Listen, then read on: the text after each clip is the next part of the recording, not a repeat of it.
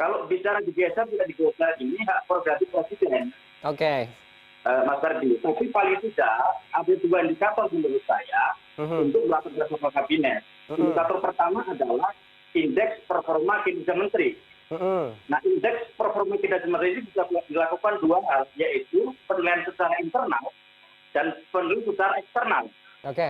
Penilaian secara internal tentu seorang presiden pasti punya mekanisme sendiri ya untuk menilai kinerja para pembantunya.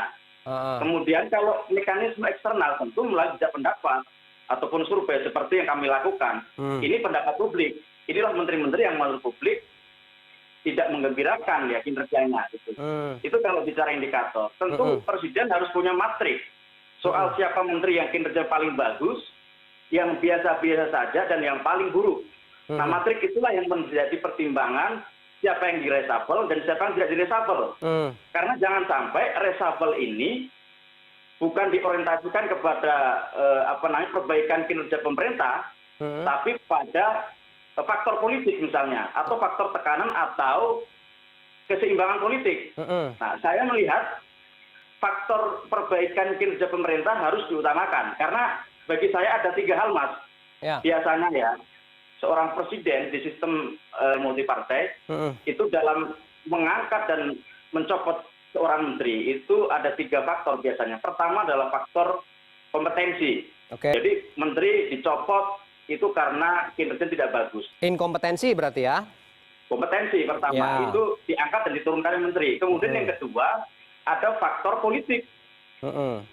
Ini menteri titipan dari partai ataupun dari relawan.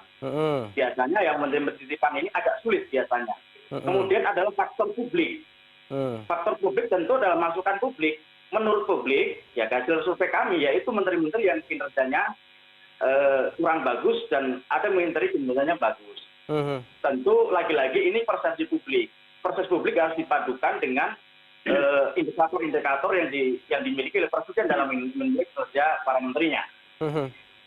Oke. Berarti artinya memang ada parameter dan juga faktor-faktor siapa yang kemudian masih bertahan, masih atau yang memang akan sedikit terancam begitu ya. Ada indikator-indikator yang tadi Anda sebutkan.